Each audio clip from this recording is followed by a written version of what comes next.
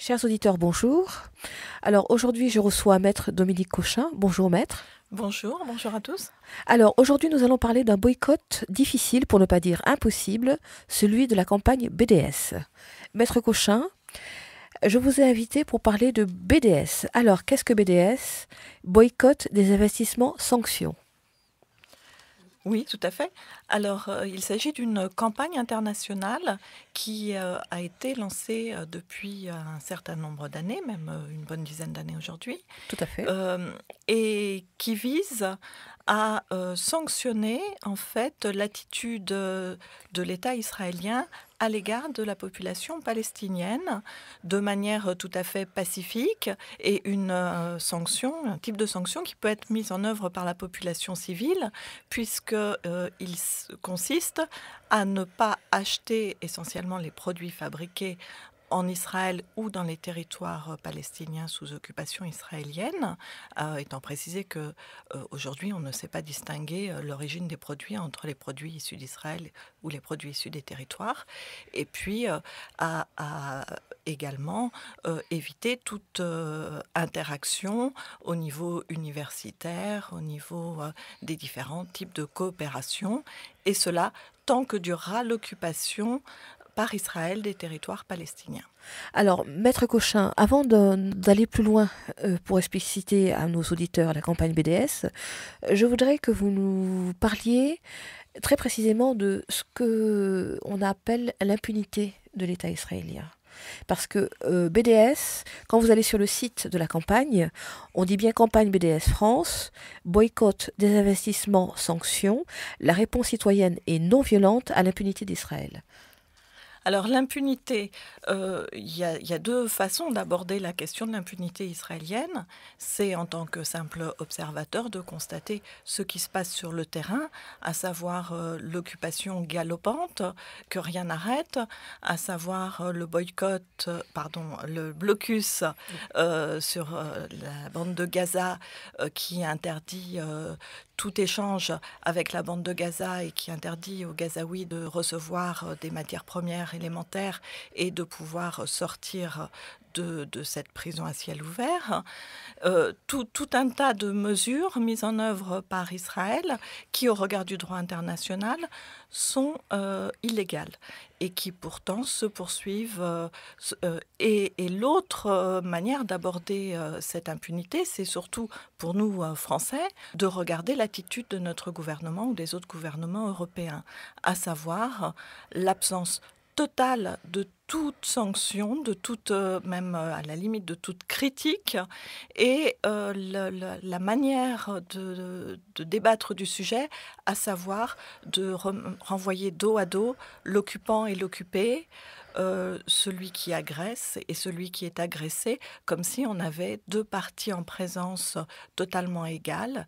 Et de ce fait, notre gouvernement, en mettant sur un pied d'égalité l'agresseur et l'agressé, marque bien évidemment un parti pris en faveur de l'agresseur.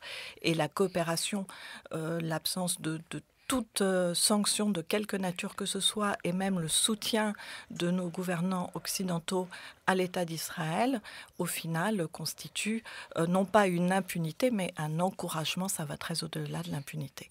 Alors, la société civile, Maître Cochin, a essayé d'aider les Palestiniens. Je me rappelle l'initiative Un bateau pour Gaza, pour desserrer le blocus de la bande de Gaza. Oui, alors là, effectivement, on a eu des initiatives. Il n'y en a pas eu une, il y en a eu plusieurs, Voilà. mais des initiatives qui toutes ont échoué, si on peut dire. Alors, il y a un impact médiatique, il y a un impact en termes de communication tout de même pour informer le public sur la situation d'enfermement de la bande de Gaza. Mais effectivement, ces bateaux ont été arraisonnés, en général dans les eaux internationales, c'est-à-dire là encore en violation du droit international, par Israël, et dans l'indifférence générale la plus complète, y compris en France, où lorsque des citoyens français sur ces bateaux sont arraisonnés ou lorsqu'un bateau français est arraisonné et que les associations propriétaires de ce bateau tentent devant la justice française d'obtenir la restitution, le parquet français se met du côté d'Israël contre les associations françaises. Bon, alors Maître Cochin, nous allons venir je vais vous donner un chiffre que j'ai trouvé dans le journal L'Humanité. BDS, en quelques chiffres, ce serait à peu près 42 milliards de shekels, c'est-à-dire plus de 10 milliards d'euros. C'est ce qui pourrait coûter chaque année à l'État d'Israël la campagne BDS. Donc, la réponse de la société civile non violente, ça nous rappelle une autre société civile, une autre réponse de la société civile à un autre blocus et à pas blocus, mais une autre situation difficile, c'était celle de l'Afrique du Sud à l'époque. Et d'ailleurs, les associations se réclament de ce qui a été fait en Afrique du Sud quand on parle de BDS. Tout à fait. On peut comparer effectivement ce qui s'est fait vis-à-vis de l'Afrique du Sud, puisque au démarrage et avant que le boycott des produits sud-africains soit plus largement institutionnalisé, c'était une initiative de la population et non pas des gouvernements. On peut également comparer à l'Afrique du Sud la situation, puisque au démarrage, les leaders qui se battaient contre l'apartheid étaient emprisonnés, certains étaient inscrits sur des listes de terroristes, Tout à fait. Et il a fallu un véritable mouvement citoyen mondial, oui, tout à fait, pour arriver à modifier la situation. On peut aussi, alors c'est un peu différent, mais on peut aussi comparer avec le boycott qui avait été lancé par Gandhi pour obtenir la libération de l'Inde. Les actions de boycott de par le monde sont des actions qui, en général, ont eu vocation à libérer les peuples. Alors, pourquoi on insiste j'insiste bien parce que j'ai regardé attentivement le site de BDS, pourquoi vous dites non violente? Pourquoi on insiste sur le côté non violent du boycott? Pourquoi non violent? Parce que en tant que citoyens du monde qui soutenons la cause palestinienne, il est bien évident qu'il ne s'agit pas d'aller prendre les armes pour se battre aux côtés des résistants palestiniens ou des différents groupuscules qui peuvent avoir des actions de résistance plus violentes vis-à-vis de l'armée ou vis-à-vis des colons.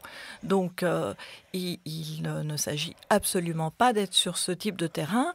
Ensuite, les associations qui sont à l'origine de ce genre de mouvement sont des associations humanitaires. Alors il est bien évident que pour eux, qui dit humanitaire, dit non-violence et ne pas en rajouter dans un climat qui est déjà suffisamment tendu sur le plan des échanges de violence entre les deux protagonistes. Alors, je lis sur le site de BDS qu'il y en a 171 organisations, apparemment, à ce jour, non gouvernementales, palestiniennes, qui auraient demandé à ce que le boycott soit relayé par la société civile. Est-ce que vous pouvez nous présenter ces associations ? C'est assez difficile à présenter parce que il faut dire qu'en Palestine, les associations sont extrêmement nombreuses. Alors il y a un nombre d'associations très connues qui sont des associations qui luttent sur le terrain et qui sont connues et reconnues. Mais après, ça va à tous les niveaux de la société civile.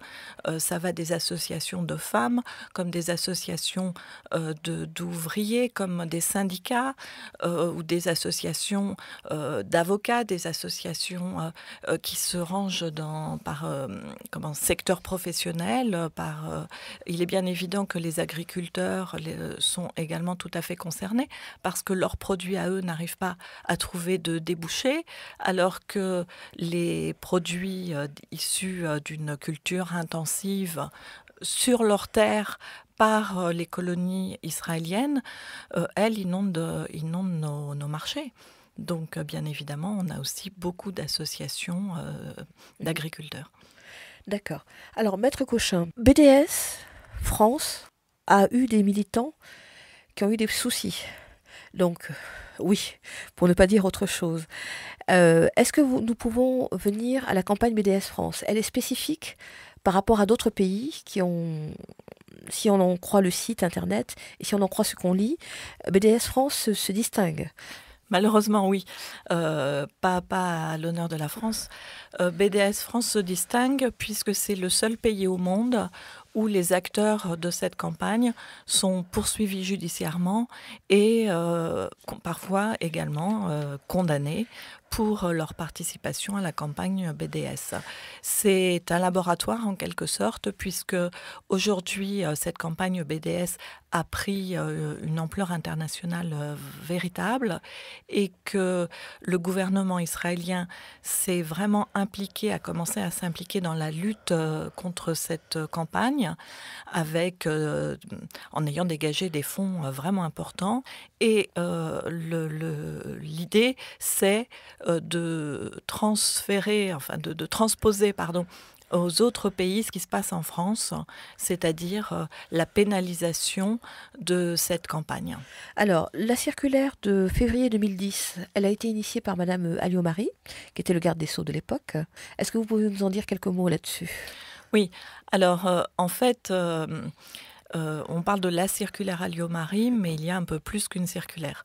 Euh, Ce qui s'est passé, c'est que Madame Alliot-Marie, à l'Assemblée, a été interpellée par un parlementaire qui est un soutien inconditionnel enfin, à l'État israélien, en disant mais c'est quoi ces actions BDS, des gens qui rentrent dans les magasins, qui disent qu'il ne faut pas acheter de produits israéliens, etc.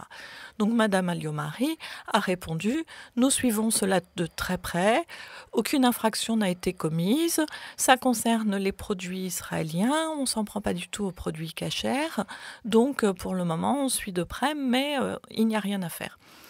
Et quelques jours après, pression politique oblige, sort cette circulaire de Madame Alliot-Marie qui est envoyée à tous les parquets de France disant que finalement non, il y aura quelque chose à faire, que tous les appels au boycott de produits israéliens devront être poursuivis sur le fondement de la discrimination à raison de l'appartenance à une nation, une race ou une religion. Alors là, il faut savoir qu'un certain nombre de représentants du ministère public, notamment au niveau du syndicat de la magistrature par exemple, ont été vraiment choqués par cette circulaire qui leur a été renvoyée et qu'il y a même eu une publication dans un journal la qualifiant d'attentat judiciaire d'une rare gravité. Cependant, ça rien n'y a fait. Cette circulaire a entraîné les premières poursuites et de poursuite en poursuite, il y a eu d'autres circulaires puisque à chaque fois que l'on gagnait des procès, des circulaires venaient s'ajouter pour donner des conseils au parquet pour nous éviter de gagner, si je puis dire, pour leur dire voilà comment vous devez procéder, voilà sur quel fondement vous devez poursuivre, etc. etc. Donc c'est vraiment tout le ministère de la Justice dont on sait quels sont les moyens, ou plutôt les manques de moyens, qui a été mis au service de la colonisation à ce moment-là. Alors, Maître Cochin, quelles sont les charges qui ont été retenues habituellement contre les militants de BDS? Alors justement, comme je vous le disais, ils ont été poursuivis sur le fondement de la loi de 1881, qui est la loi de la presse, mais qui ne concerne pas que la presse, mais tout ce qui est communication publique. Voilà. Et pour avoir provoqué à la discrimination à raison de l'appartenance à une nation, une race ou une religion, sur un fondement que moi je trouve plus que tiré par les cheveux, puisque l'idée, le raisonnement est le suivant, c'est que en appelant à ne pas acheter certains produits, on discrimine les produits, mais il est bien évident que les produits ne sont pas des sujets de droit très sensibles qui vont verser une larme pour avoir été discriminés. Donc, on nous explique que derrière les produits, il y a des producteurs. Et qu'en discriminant le produit, on discrimine le producteur et que le producteur serait discriminé à raison de son appartenance à une nation. Donc, on est sur le terrain de la discrimination nationale. Alors, ce raisonnement pêche à beaucoup d'égards, notamment parce qu'en droit pénal français, tant qu'on est dans un état de droit, on est censé avoir une précision juridique, c'est-à-dire que lorsqu'on doit discriminer des individus à raison de, il faut que ce soit l'individu le sujet de la discrimination et pas au travers d'une demi-douzaine de ricochets pour arriver à un individu. Et le à raison de suppose que ce soit à raison de son origine. Or, l'appel au boycott n'est pas à raison de la nationalité des producteurs, mais à raison de la politique d'occupation, et venir dire que ce serait à raison de la nationalité des producteurs. D'ailleurs, on ne sait même pas ce qu'est un producteur dans la définition des différentes juridictions. Ça voudrait dire que l'occupation serait d'essence israélienne, puisqu'on nous dit vous boycottez parce qu'israélien. Non, les gens boycottent, les gens qui appellent au boycott le font parce qu'il y a occupation. Ce serait comme les personnes qui disent « je n'achète pas des tapis qui auront été faits par des enfants qui travaillent 15 heures par jour à faire des petits nœuds avec de la laine ». Les personnes qui n'achètent pas ces tapis-là ne le font pas parce que les enfants sont bangladais ou autres, mais ils le font parce que ce sont des enfants. Parce que ce sont des enfants et pour lutter contre l'exploitation des enfants. Alors, Maître Cochin, on peut revenir sur les événements du 20 octobre dernier en Alsace. Donc, le 20 octobre, la Cour de cassation a rendu une décision. Oui. Alors, je n'ai pas, moi-même, je n'étais pas partie prenante dans cette affaire, mais comme j'ai plaidé un certain nombre d'autres dossiers, je serais pas, je connais quand même le sujet. Effectivement, alors ça a été, la Cour de cassation a confirmé un arrêt de la Cour d'appel qui avait condamné des militants sur ce fondement, à savoir, vous avez appelé au boycott de produits, derrière les produits, il y a des producteurs, donc vous avez discriminé des producteurs, tout en ne nous expliquant pas davantage ce qu'est un producteur. Cet arrêt de la Cour de cassation, à mon sens, est un arrêt politique qui est mal motivé et a priori il y aura un recours au niveau de l'Europe.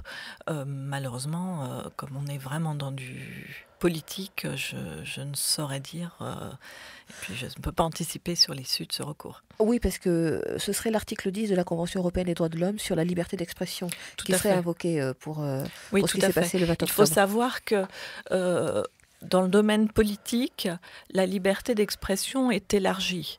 C'est-à-dire que on est censé bénéficier, bien évidemment, dans un État démocratique, d'une liberté d'expression assez large, mais qui n'est pas illimitée, puisque, bien entendu, il faut que cette liberté d'expression n'aille pas à l'encontre de l'ordre public et n'aboutisse pas à dire tout et n'importe quoi. Sachant qu'il y a certains pays de législation anglo-saxonne où la liberté d'expression est beaucoup plus large que chez nous. Ah oui.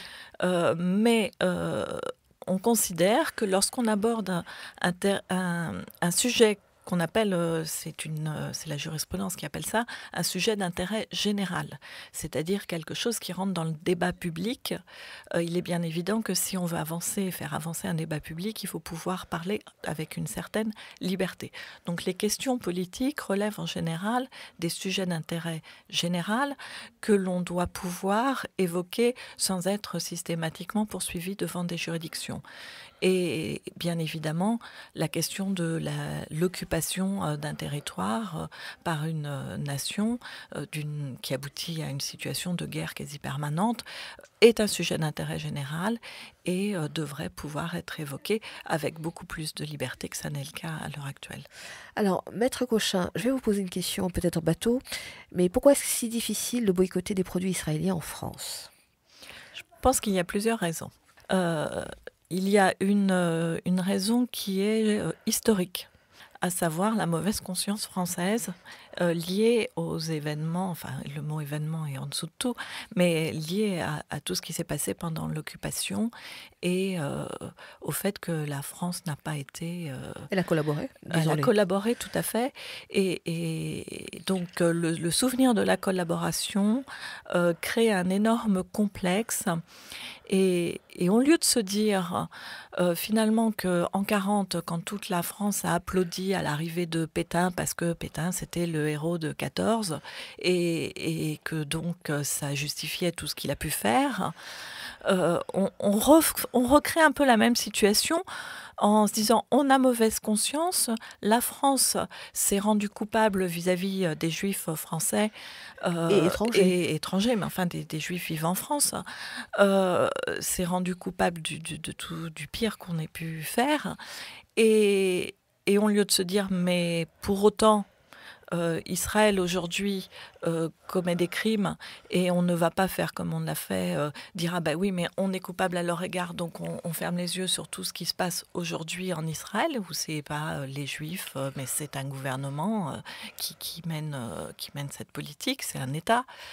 Eh bien sur le terrain de cette culpabilité on sanctionne finalement les défenseurs des droits de l'homme. Alors il y a autre chose aussi, une autre spécificité en France, c'est qu'en France on a un parquet qui n'est pas une autorité judiciaire indépendante. Il est aux ordres. Il est aux ordres et donc finalement c'est la politique des gouvernements qui guide ce que doit requérir ou pas requérir les parquets en France. Donc aujourd'hui les parquets aux ordres ont ordre de la part des gouvernements successifs de poursuivre les militants, donc ils le font le petit doigt sur la couture du pantalon la plupart du temps et avec... Quel que soit le gouvernement, depuis tout à 10 fait. ans, il y a des poursuites systématiques. Tout à fait. Le changement de gouvernement n'a eu aucun impact. Juste avant la passation de pouvoir, juste avant le changement de gouvernement, il y a eu une nouvelle directive qui est passée auprès des parquets. Sans doute que le gouvernement de droite se disait peut-être que le PS va changer sa politique, donc on renvoie une petite directive, petite piqûre de rappel, mais dans la réalité, il n'y a eu aucun changement et je dirais même plus, on va de Carib en Scylla. Bien.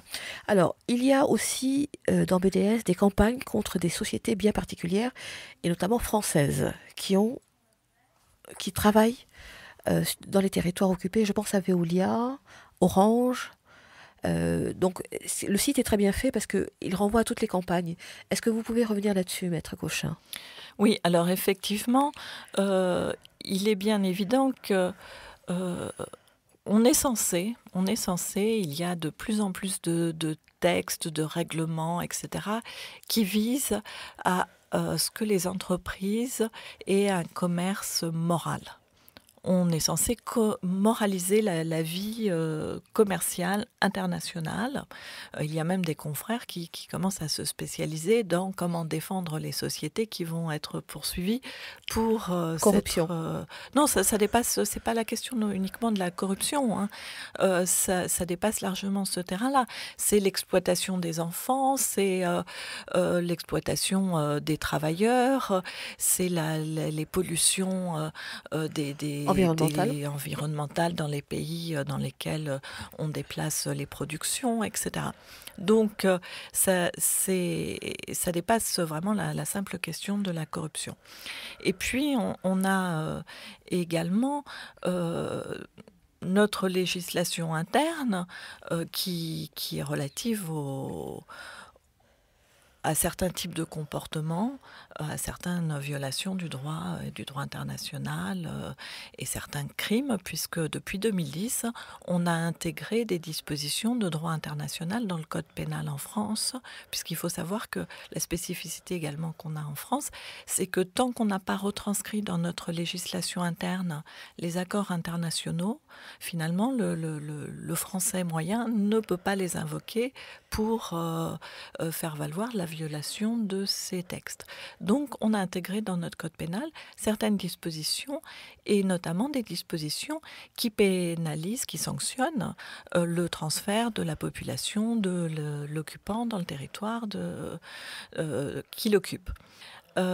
Et de ce fait, on devrait, en France, ne pas avoir d'entreprise française qui participe à ce type de violation du droit international et violation du code pénal français en aidant l'occupation, en aidant certains types de comportements.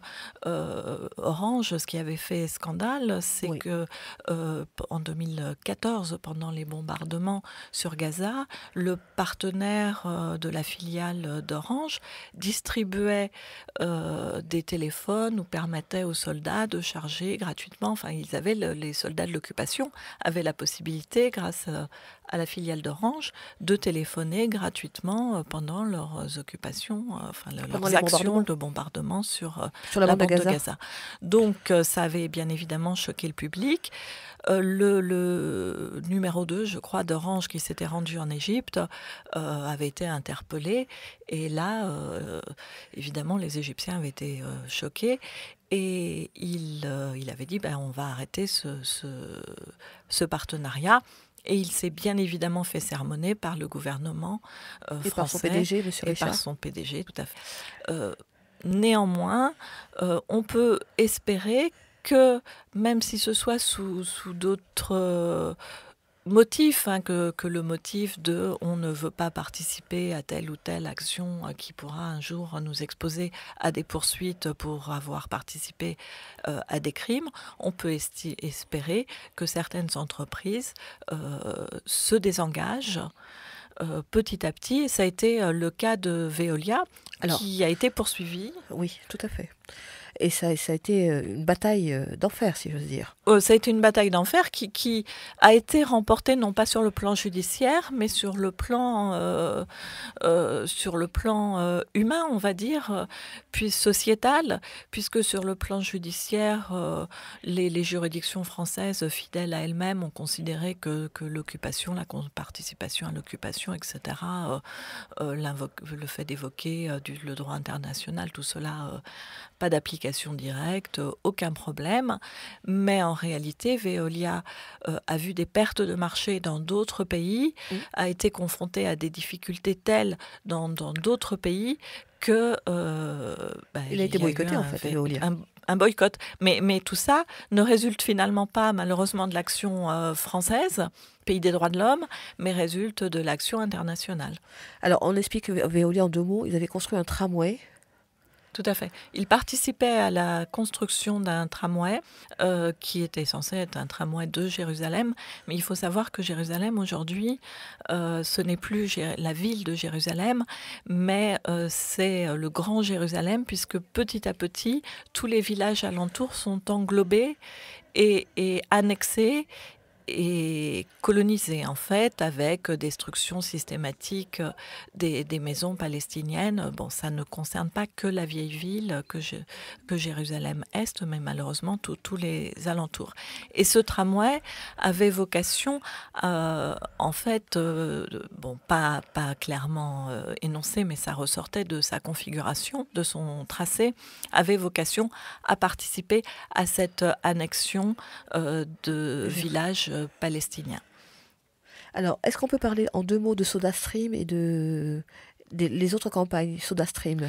Alors, SodaStream, c'est une entreprise qui vend des produits de gazéification, enfin des machines à gazéifier et puis des produits qui permettent de faire du soda maison, et qui avait son principal site de production dans une colonie. Donc qui, bien évidemment, ce site de production en territoire palestinien, dans une colonie, permettait à cette colonie, ou permet encore, mais a priori, ils parlent de déplacer leur site de production. À cause de la campagne internationale de boycott. Permettait donc à cette colonie de vivre de l'occupation, puisque le fait, bien évidemment, d'implanter des sites de production dans les colonies fournit du travail aux habitants des colonies et on revient sur ces dispositions de notre code pénal, transfert de la population civile de l'occupant dans les territoires occupés.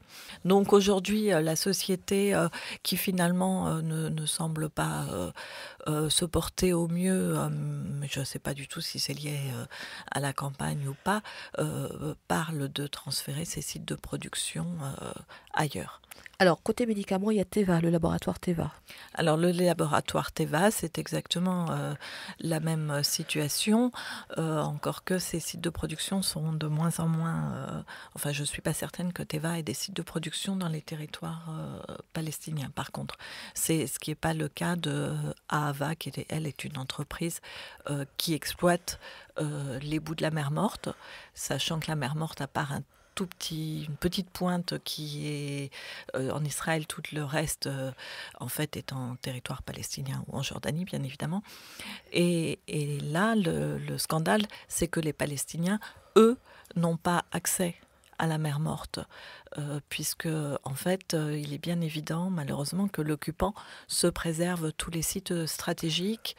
Les Palestiniens sont concentrés dans des villages. Il y a des routes de contournement pour aller d'un village à un autre. Ils doivent faire des fois 3 fois le trajet normal pour contourner les routes réservées aux colons. Ils ont des conditions de vie de plus en plus difficiles. Et l'exploitation de la mer Morte, finalement, elle est réservée aux Israéliens.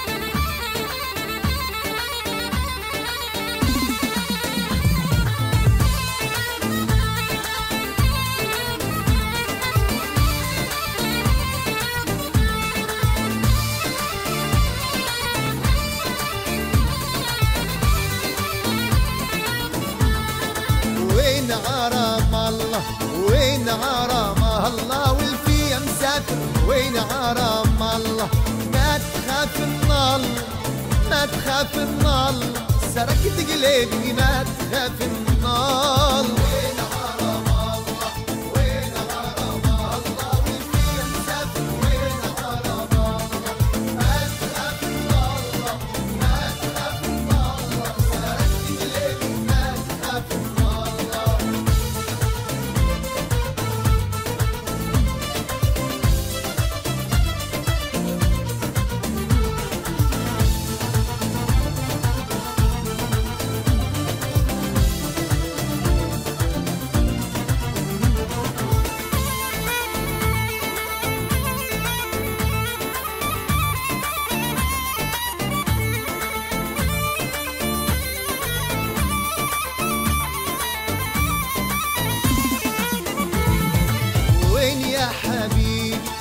وين يا حبيبي رايح تاركني وين يا حبيبي حظي ونصيبي حظي ونصيبي حبك من الله حظي ونصيبي وين غرام الله وين غرام الله والفي مسافر وين غرام الله ما تخاف من الله ما تخاف من الله سرقت قلبي ما تخاف من الله.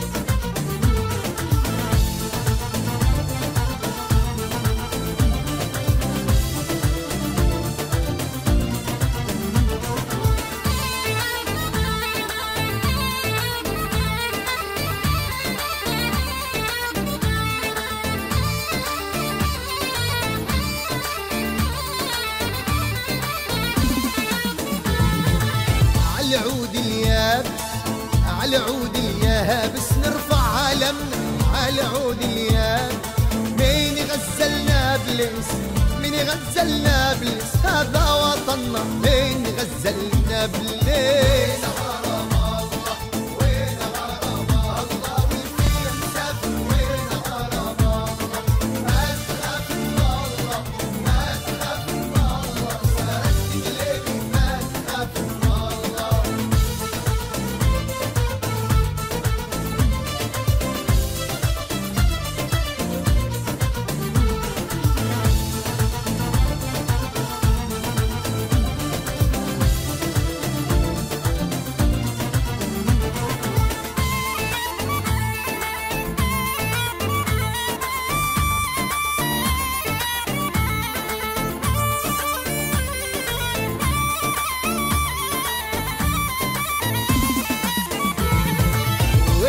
الخليل وين عالخليل رايح تاركني وين عالخليل بنت الأصيلي بنت الأصيلي يا ريتك تعرف بنت الأصيل وين حرم الله وين حرم الله والفيا مسافر وين حرم الله ما تخاف من الله ما تخاف من الله سرقت قلبي ما تخاف من الله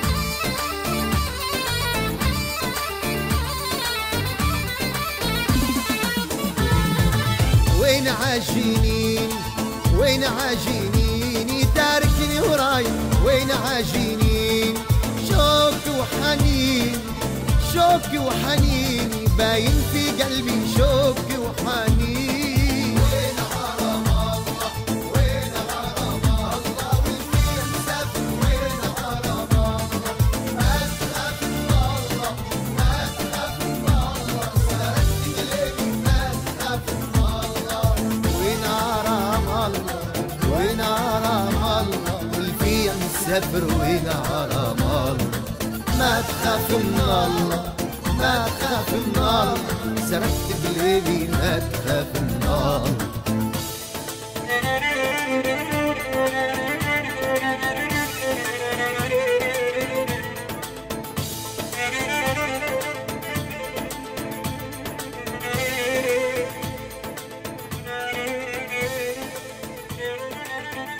Vous êtes sur Radio Libertaire 89.4. Aujourd'hui, dans Pas de quartier, nous recevons Maître Dominique Cochin pour parler de la campagne BDS France et BDS européenne. Alors, Maître Cochin, après avoir exposé BDS en France, les difficultés de nos militants, des militants de BDS France et de nos concitoyens à boycotter les produits made in Israël, nous allons parler de l'Europe.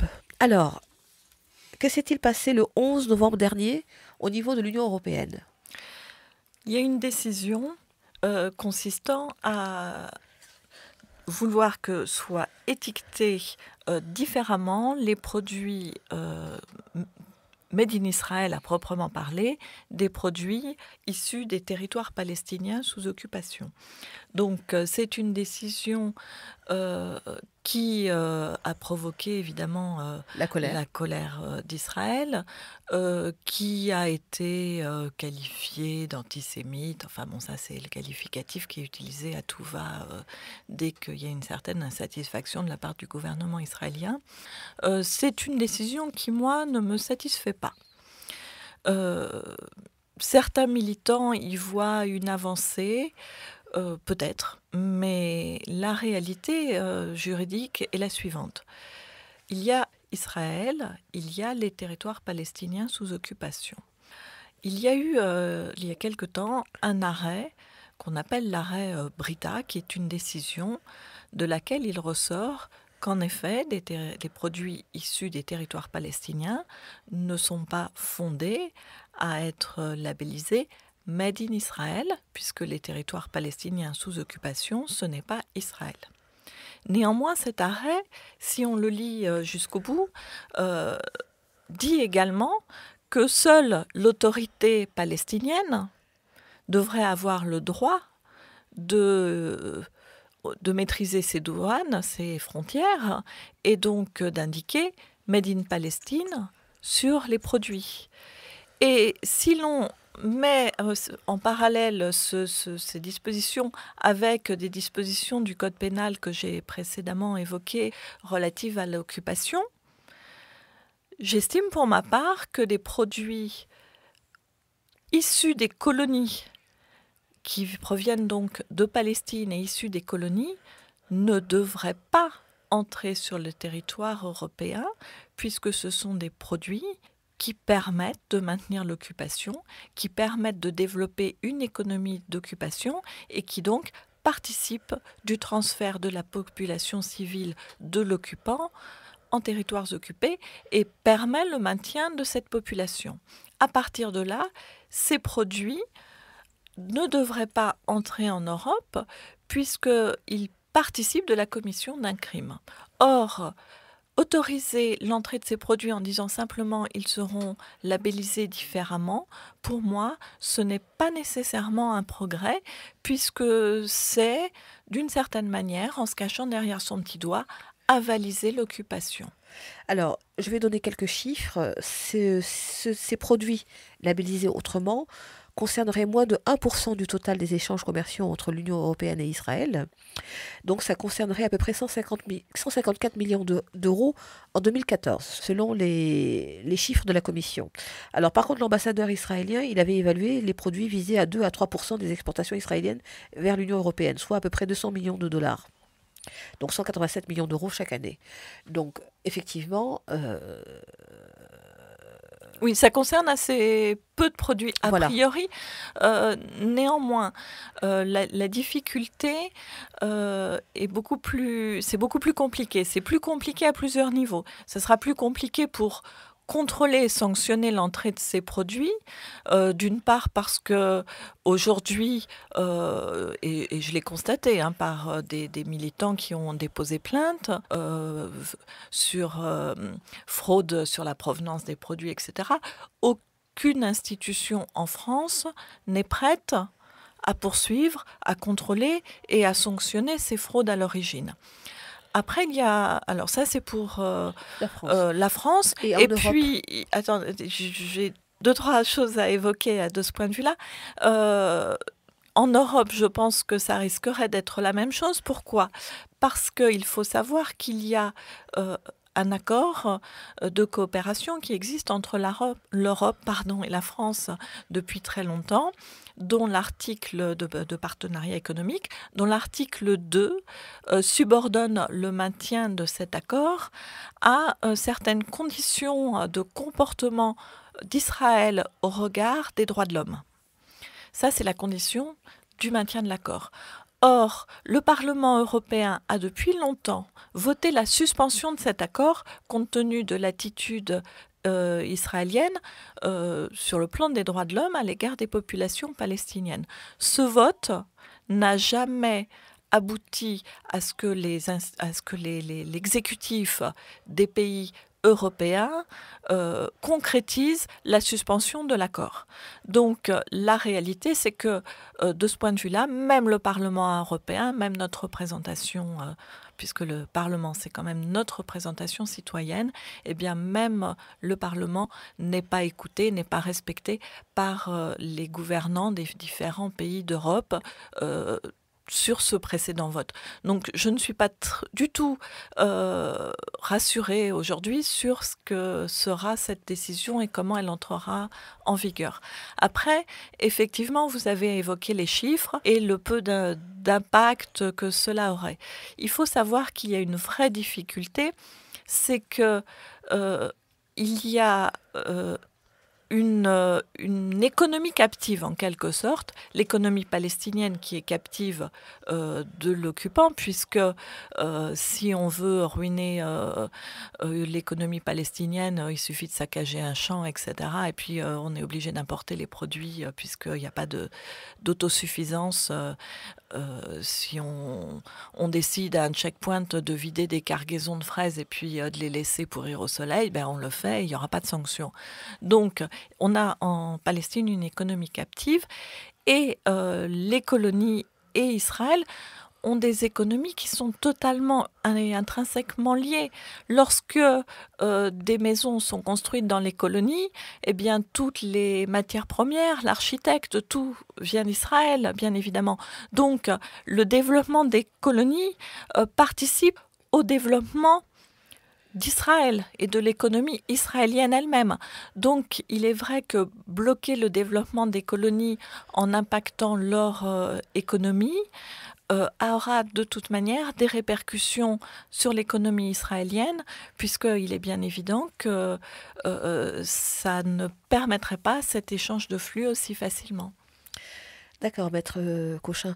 Qu'est-ce que je veux dire? Est-ce qu'on peut revenir ou on peut donner d'autres exemples au niveau européen Alors, au niveau européen, il y a de solidarité effectivement... sur Oui. la campagne? Alors, en termes de solidarité, il y a des fonds de pension, notamment ce fonds de pension Au Danemark? danois, qui a refusé tout partenariat avec Israël, enfin avec une entreprise qui participait de la colonisation. Une entreprise allemande. Une entreprise allemande. Il y a justement, on avait évoqué tout à l'heure le cas de Veolia, c'est parce que Veolia a subi des revers à l'international qu'elle s'est retirée, même si elle ne l'a pas vendu ou présenté comme ça. Ce sont ces revers qui ont entraîné ce type de décision. À l'international, on a aussi, au niveau des syndicats de dockers aux États-Unis, des bateaux qui n'ont pas pu décharger leurs produits, des bateaux qui sont arrivés dans des ports américains et qui n'ont pas pu décharger leurs produits. Ce n'est pas encore aujourd'hui en France que l'on verra ça, me semble-t-il, mais bon, tout est possible. Hein. Alors, il y a aussi tout ce qui est contrat de transport dans la province de Frise aux Pays-Bas. Tout à fait. Voilà. Il y a aussi, alors attendez que je regarde. Là, une société de sécurité. Voilà, tout à fait. Qui effectivement, alors que, bon, je sais pas, moi j'ai vu hier ou avant-hier à la télévision que par contre, notre police part s'entraîner avec la police israélienne. Donc, on n'est pas du tout dans la même situation. Oui, là encore, au niveau de la France. C'est vrai que les militants de BDS en France ont du mérite, quelque part. Parce qu'ils ne sont pas aidés, c'est peu de le dire. Alors, maître Cochin, est-ce que vous avez d'autres choses à nous dire sur le plan européen? Sur le plan européen, on a nécessité, je pense, au niveau les militants français ont vraiment nécessité de ne pas se laisser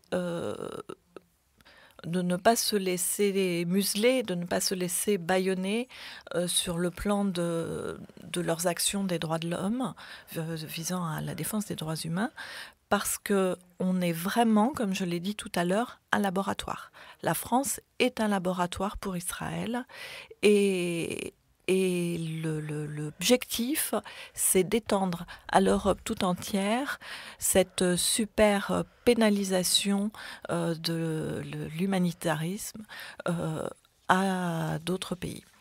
Alors, je ne vous ai pas donné, chers auditeurs, l'adresse du site internet de la campagne BDS. C'est bdsfrance.org. Donc, vous avez sur un site très bien construit à la fois les dernières campagnes en cours. Donc, il y a une campagne de cartes postales. Vous pouvez nous en dire quelques mots? C'est une carte postale pour avant fin décembre. Donc, vous avez juste le temps de la regarder. Malheureusement, elle est terminée puisque nous sommes en janvier. Mais il y avait une campagne donc par rapport à Tsahal. Et il y a surtout un résumé de toutes les campagnes dont on a parlé, Veolia, Teva, SodaStream, Orange. Et donc ça vous permet de vous informer de manière plus concrète sur ce que font les militants de BDS. Vous avez aussi les appels à soutien, parce que beaucoup de militants sont poursuivis. Donc vous avez un résumé juridiction par juridiction, des poursuites qui sont engagées contre les militants. Et ça, c'est très important, maître Cochin. Vous en défendez? Oui, alors je défends des militants qui sont poursuivis. Il faut savoir que, de mon point de vue, ces poursuites sont totalement injustifiées, comme je l'ai expliqué, mais elles se poursuivent. Les associations qui poursuivent, qui sont souvent à l'origine des poursuites, se contentent en réalité d'écrire au parquet, de dénoncer les faits, des actions de militants qui participent à la campagne, et ensuite tout le travail en réalité est fait par le parquet.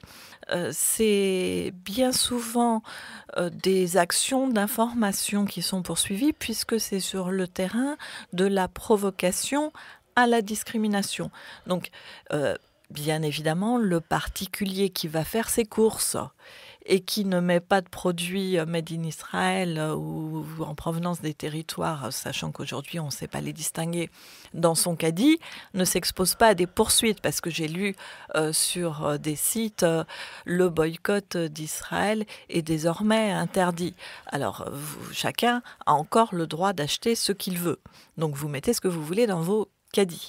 Les personnes qui sont poursuivies ne sont pas poursuivies pour ne pas avoir acheté des produits israéliens, bien évidemment, mais sont poursuivies pour avoir provoqué, soi-disant, à discriminer en informant le public sur la situation du peuple palestinien. Donc la provocation résulte du fait qu'ils aient pu avoir incité à ne pas acheter de produits en provenance d'Israël, non pas parce que israéliens, bien évidemment, mais parce que il convient que des sanctions soient prises contre Israël et que les gouvernants, ne prenant pas ces sanctions, la population, dans une démarche complètement humanitaire, considère que ce type de sanction peut s'avérer efficace. Alors, effectivement, est-ce que vous pouvez, au bout de 10 ans, dire en quoi c'est efficace BDS? Parce que vraiment, on a le sentiment que la partie adverse est crispée. Parce qu'il faut expliquer ce que c'est que BDS. Moi, j'y ai assisté. C'est pour ça que j'ai eu envie de vous inviter, Maître Cochin. Ce sont des militants qui vont dans les magasins et qui tractent ou qui disent tel produit vient des colonies, ne l'achetez pas. Donc il y a rien de violent, c'est quelque chose de non violent, de pacifique et à la portée de tout le monde. On informe les citoyens dans les magasins. Donc la réaction violente en face prouve à quel point il y a un problème de crispation. Et il y a aussi, au-delà des produits dans les supermarchés, il y a aussi la campagne de boycott culturel. Je veux dire, quand vous apprenez que des grands cinéastes comme M. Ken Loach, par exemple, appellent au boycott, c'est pas sans frais, si j'ose dire. Oui, tout à fait. Alors, il faut savoir qu'il y a ce qu'on appelle boycott from within, c'est-à-dire le boycott de l'intérieur. Il y a beaucoup de militants des droits de l'homme israéliens et certains qui étaient contre, qui maintenant disent finalement j'étais contre, mais aujourd'hui je m'aperçois que c'est la seule solution qu'on ait encore. Beaucoup de militants israéliens appellent au boycott, ce qui est quand même une chose à savoir. C'est pas nouveau, non, le boycott de l'intérieur est ancien, mais des personnes qui n'étaient pas convaincues, de plus en plus sont convaincues. À tel point que le gouvernement israélien, qui était, on peut le dire, en retard sur la France, a décidé assez récemment, lui aussi, de pénaliser l'appel au boycott de l'intérieur, parce qu'il n'avait pas de législation leur permettant de pénaliser l'appel au boycott. Donc on a anticipé sur Israël en France. Et effectivement, l'appel au boycott vise à démontrer qu'on ne peut pas avoir des relations avec un pays comme si on était avec un voisin qui se comporte bien sur tous les plans et qui a une attitude tout à fait normale, alors que c'est un pays qui occupe et qui, mois après mois, s'accapare de plus en plus de terres. Et lorsque la France dit haut et fort, nos gouvernements, ça ils le disent, l'occupation est un obstacle à la paix, l'occupation doit cesser, l'occupation ceci, l'occupation cela, on le dit. Mais lorsque l'on est, si on compare à n'importe quelle infraction sur le terrain pénal, si on dit à un voleur il faut arrêter de voler, mais qu'on lui donne à chaque fois les clés de la maison à voler, je pense qu'on l'encourage en réalité. Et malheureusement, c'est ce qui se passe à l'heure actuelle, en tous les cas en France, mais on peut dire sur le plan international, c'est que on ne cesse pas de dire l'occupation doit cesser, mais toute l'attitude de nos gouvernements vise finalement à l'encourager. Et c'est ça la démarche de des militants, c'est de dire on ne peut pas dire une chose et faire son contraire. Il faut que les actes suivent les paroles et c'est d'inciter nos gouvernants à avoir des actes qui suivent leurs paroles.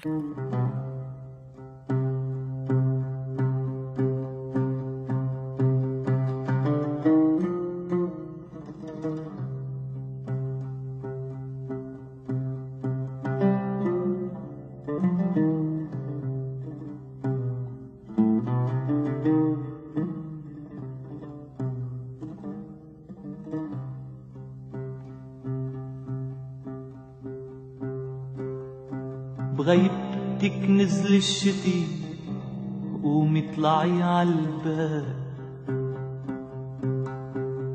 بغيبتك نزل الشتي قومي اطلعي عالباب في فوق سجادة الصلاة واللي عم بيصلوا قلاب صوت مثل مصر المرا وبعلبك رجال عاكتر ما طلع العشق بيناتنا بيرعى الغزال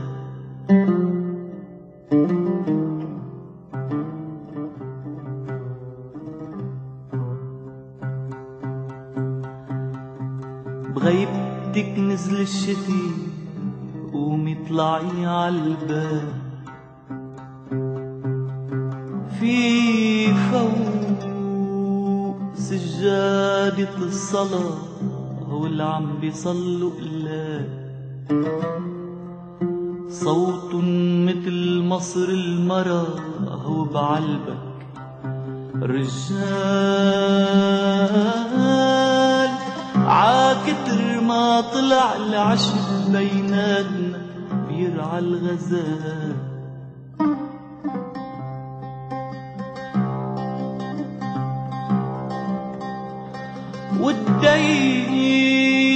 والديت مع راعي حمام شفل الطقس الشمال قال لي السني جاي هوا بيوقع الخيال ويلي ويلي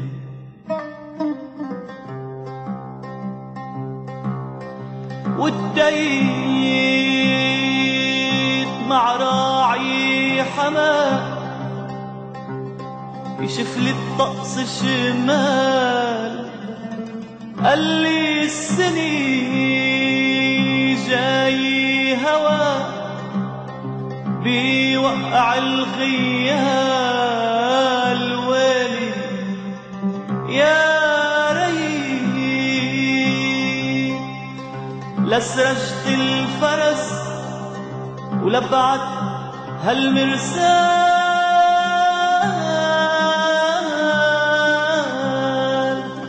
يا ريت لسرجت الفرس ولبعت هالمرسال. Aujourd'hui, Pas de quartier reçoit Maître Dominique Cochin pour parler de BDS. Donc la campagne BDS, c'est le boycott des investissements sanctions, la réponse citoyenne et non violente à l'impunité d'Israël. Maître Cochin, on ne s'est pas attardé sur les 3 buts de BDS, qui sont très précisément la fin de l'occupation et de la colonisation des terres arabes, l'égalité complète pour les citoyens arabo-palestiniens d'Israël et le respect du droit au retour des réfugiés palestiniens. Oui, tout à fait. Alors, ces 3 objectifs, en fait, sont des objectifs qui sont tout à fait conformes au droit international. Ça ne devrait pas poser de difficultés. Je voudrais faire un aparté. Oui. C'est que bien souvent, on nous dit « oui, mais le conflit israélo-palestinien, c'est très compliqué, etc. etc. » Ce n'est pas un conflit compliqué. C'est un conflit qui est au contraire très simple.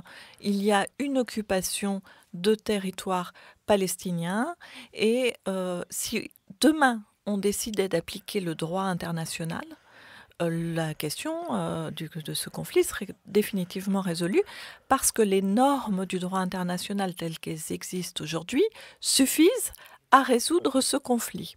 Lorsque l'on parle d'intransigeance palestinienne, de refus de retourner à la table des négociations de l'un ou de refus de l'autre, etc., tout ça, ça veut dire quoi? Ça veut dire qu'en réalité, on demande aux Palestiniens de négocier pour renoncer à des droits qu'ils ont en vertu du droit international. Le droit international, il est là. À titre d'exemple, il y a la question du retour des réfugiés. Le droit international est très clair sur cette question.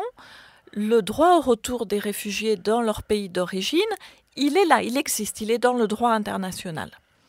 Lorsque l'on parle de négociation, c'est parce que l'on veut absolument que les Palestiniens renoncent à l'exercice de ce droit.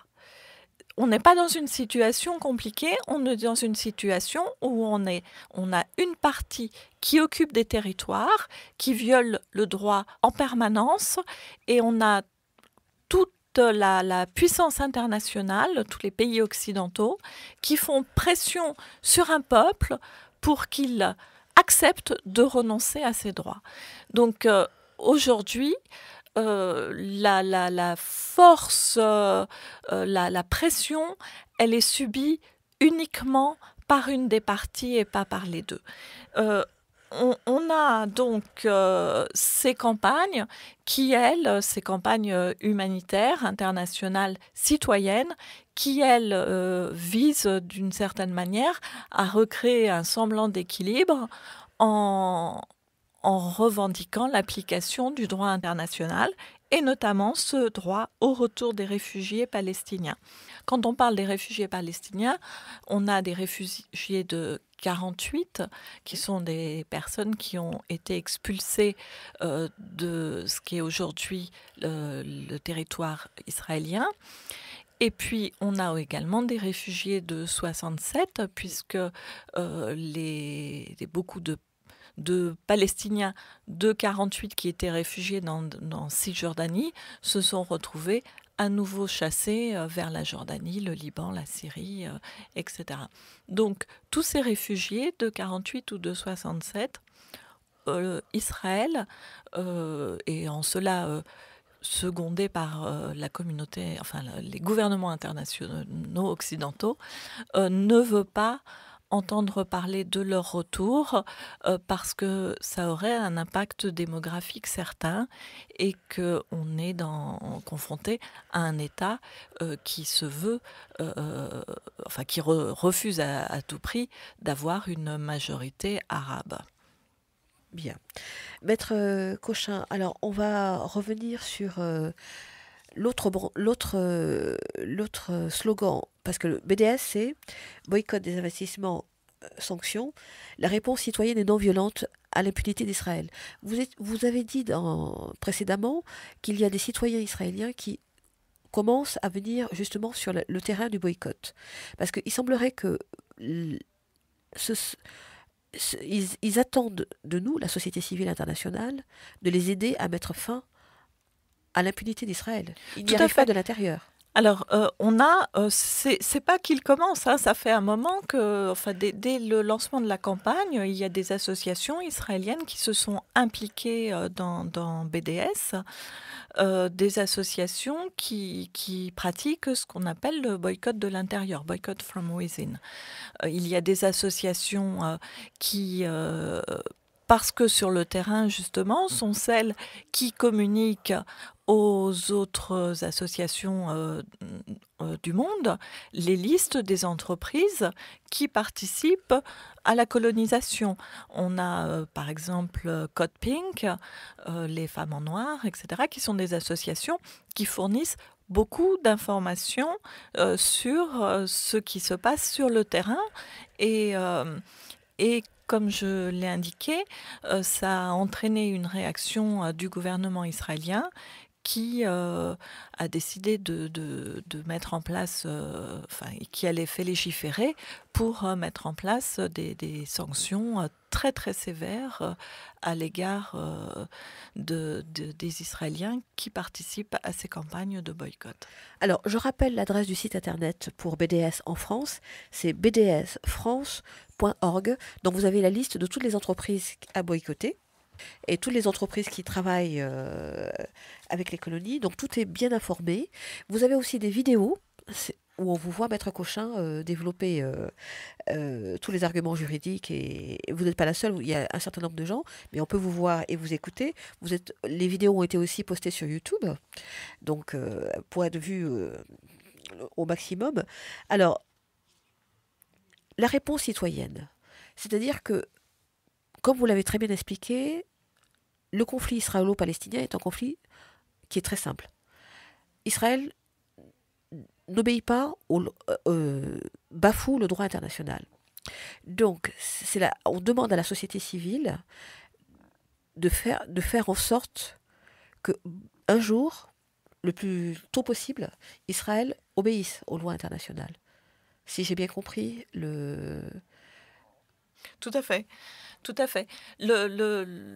Comme je l'ai indiqué tout à l'heure, il est bien évident que une personne qui peut commettre des infractions en permanence et qui n'est pas sanctionnée se voit implicitement encouragée à poursuivre ces infractions.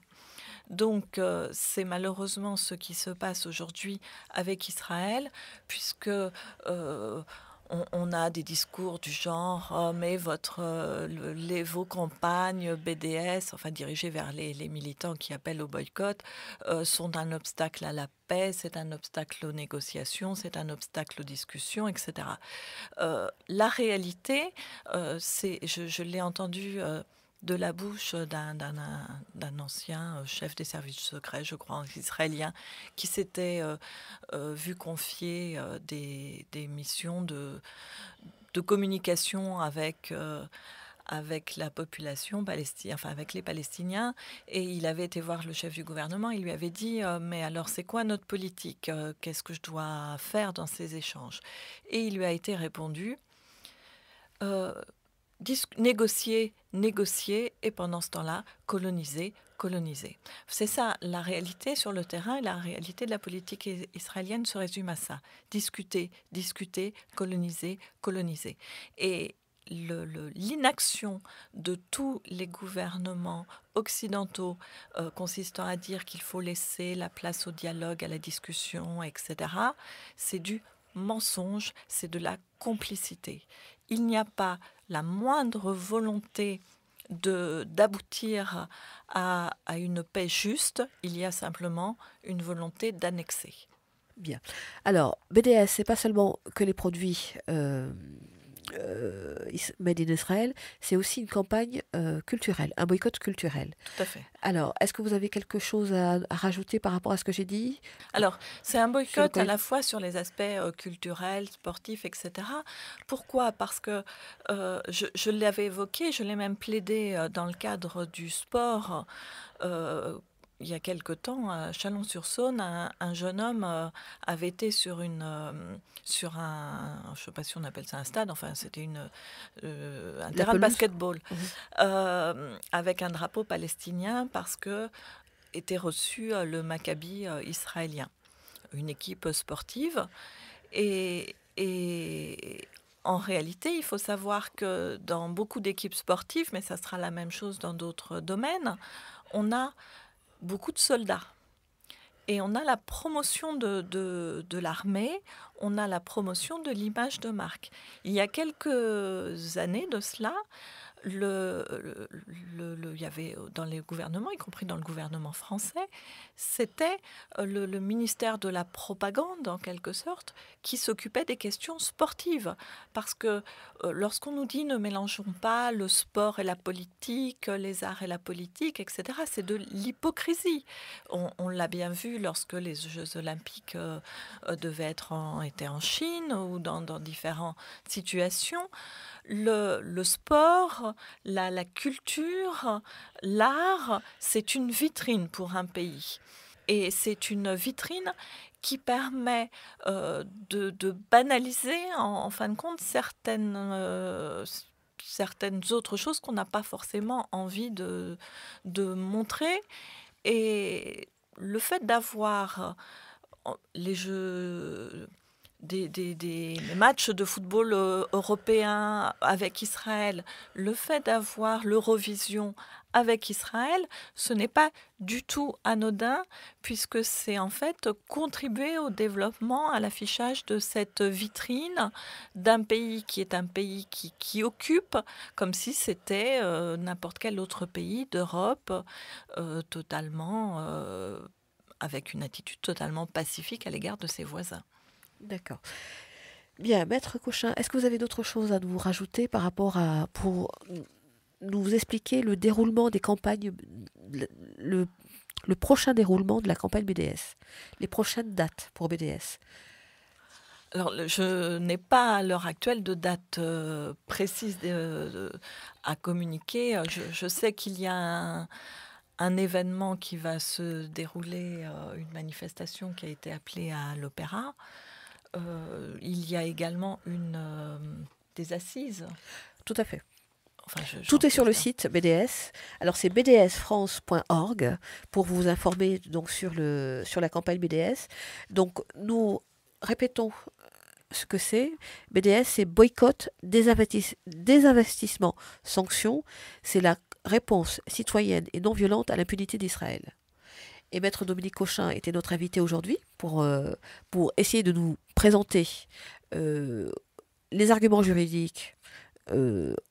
Si, maître. Les arguments juridiques, moraux et citoyens pour cette campagne, sachant que beaucoup de membres de BDS sont poursuivis. Donc, si vous entendez parler de procès pour ces militants, vous pouvez les encourager en y assistant.